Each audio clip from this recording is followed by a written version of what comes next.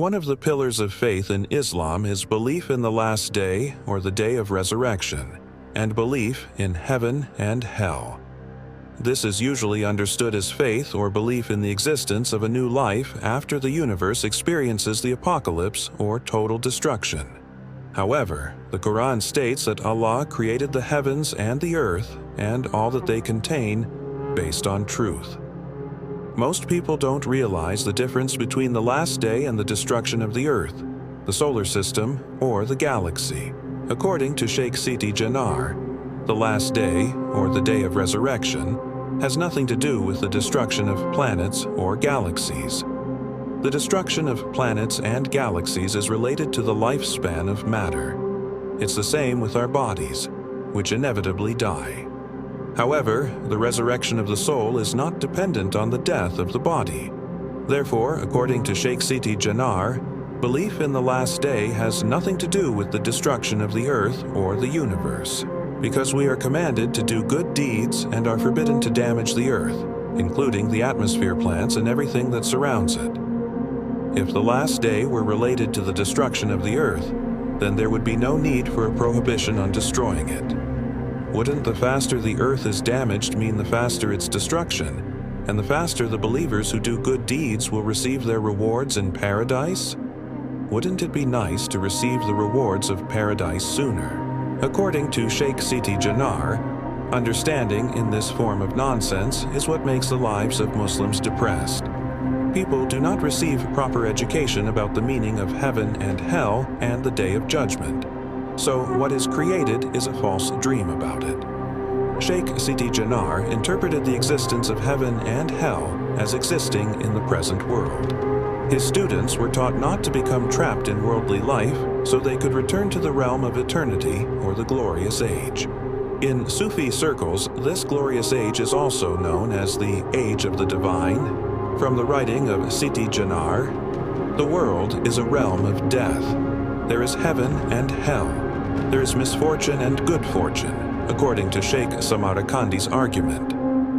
Inna al-mayyit fi qubrihi yajidu khilbuhu. Indeed, the dead find their bodies. Then they receive their rewards and hell. That is what humans experience in this world. This can be proven by tangible signs, but the saints misunderstood, calling it life today and death tomorrow. Day and night, Siti Jenar purifies the mind. The concept of heaven and hell in Siti Jenar's teachings differs significantly from that taught by the Wali Songo, 9 saints, and most Islamic scholars.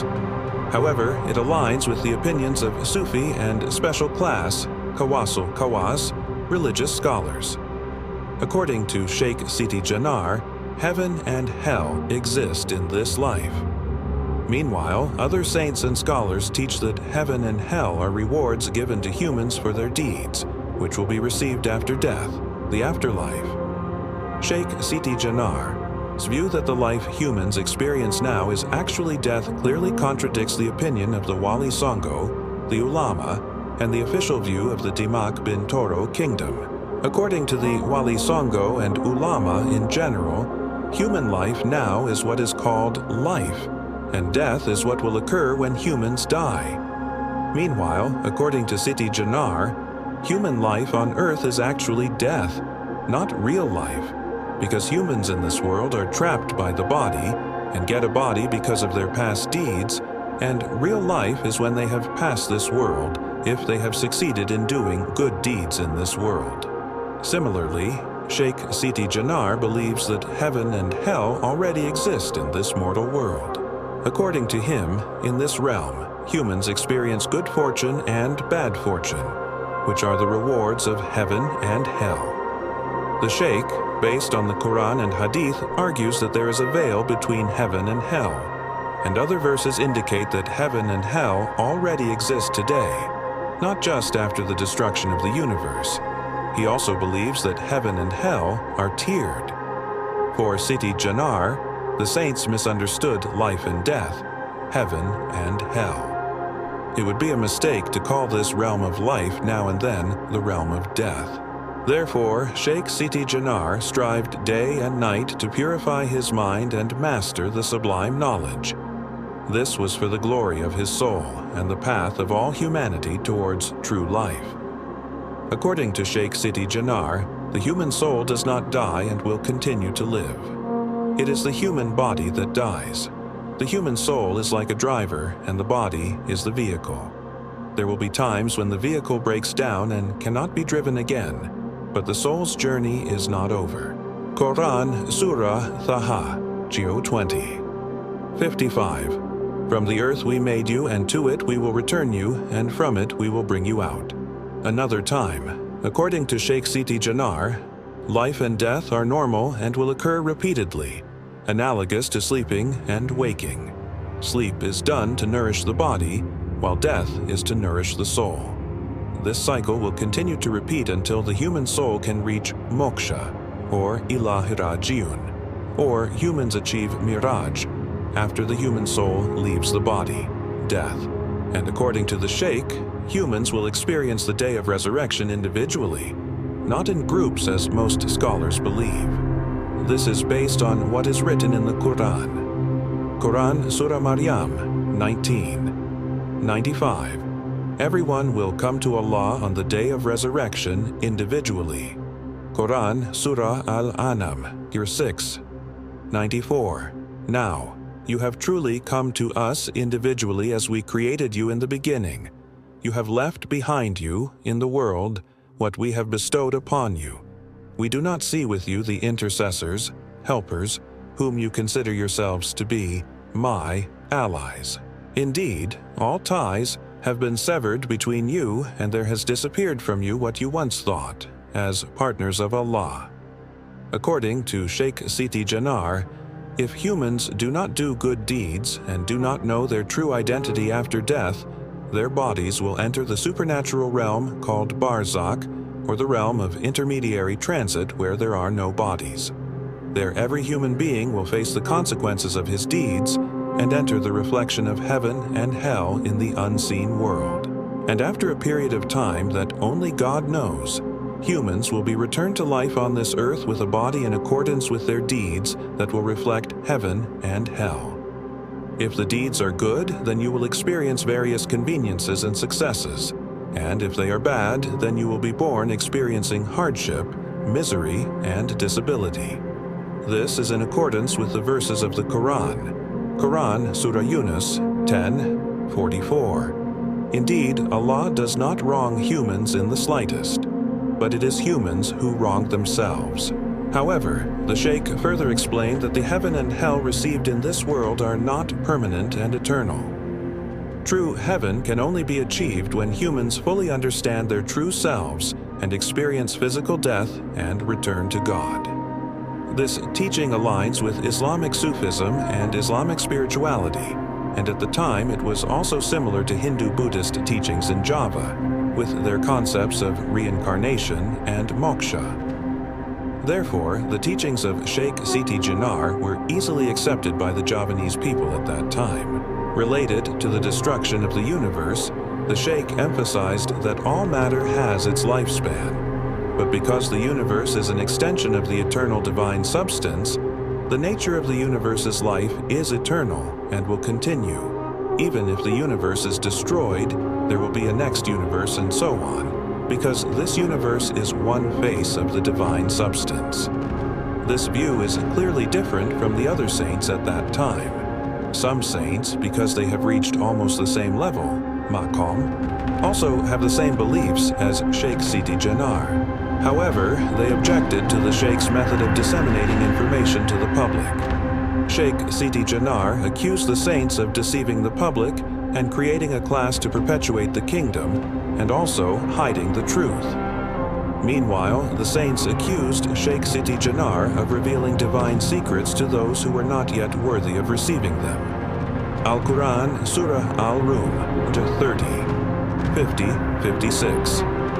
On the day when the apocalypse occurs, the disobedient infidels swear that they will remain in the grave only for a moment only. That's how they used to be turned away from the truth.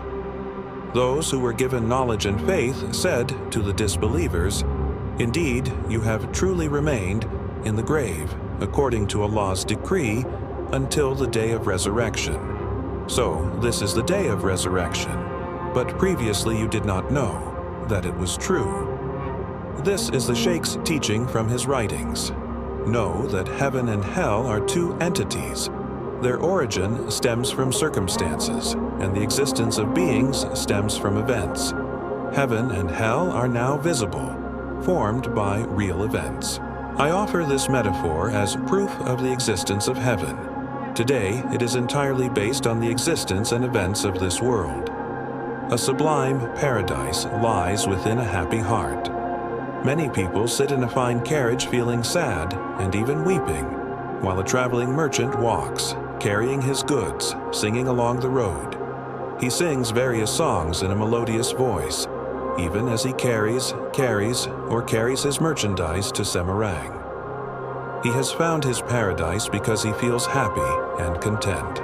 He sleeps in a public inn using a wooden pillow as a headband, surrounded by blood-sucking insects, yet he can sleep soundly. People in paradise have everything at their fingertips. If they want to travel, everything is easy, because a horse-drawn carriage is available to take them anywhere. But when hell comes, he will cry with his wife or husband and their children. In the realm of the dead, there is heaven and hell, namely encountering happiness and misfortune, filled with the expanse of worldly pleasures. This aligns with the maxim, Samarakandi, Ina al-Mayyit fi kubrihi yajidu khilbuhu. Indeed, the dead will receive their corpses, receiving the rewards of both heaven and hell. Heaven and hell are not eternal and can be dissolved, or are located only in the feelings of each individual's heart. Happiness, satisfaction is heaven, while hell is irritation, disappointment in the heart. That heaven and hell will be in the afterlife. That's something that's just a fantasy that doesn't make sense. In fact, according to Islamic teachings, heaven and hell are not eternal. Those who consider heaven and hell to be eternal are the lay people. Indeed, they both must be damaged and destroyed. Only Allah is the one who must be immortal, everlasting, eternal, and forever. Indeed, the place of happiness and glory called Swarga by Hindus and Buddhists is called Jannah, garden in Islam, meaning a place of utmost pleasure where only happiness and joy reside. Similar to the Swarga recognized in Shiva Buddhism, Islam recognizes 7 great heavens: Al-Laytiyin, Al-Firdaus, Al-Aden, An-Na'im, Al-Khuld, Al-Mawa, and Darussalam. In these heavens, the deeds of good people are placed according to their deeds during their lives on earth. Meanwhile, similar to the teachings of Shiva Buddhism, which believe in the existence of an underworld, a hell with many levels and as many types of torment as there are. Similarly, in Shiva Buddhism, the 7 great hells are recognized: Sutala, Utala, Talata, Mahatala, Satala, Atala, and Patala. So in Islam there are also known levels of hell, namely Jahannam, Huthama, Hawiya, Sakar, Jahim, Dalwile. So this is the secret teaching of faith in heaven and hell and the day of resurrection according to Sheikh Siti Jenar,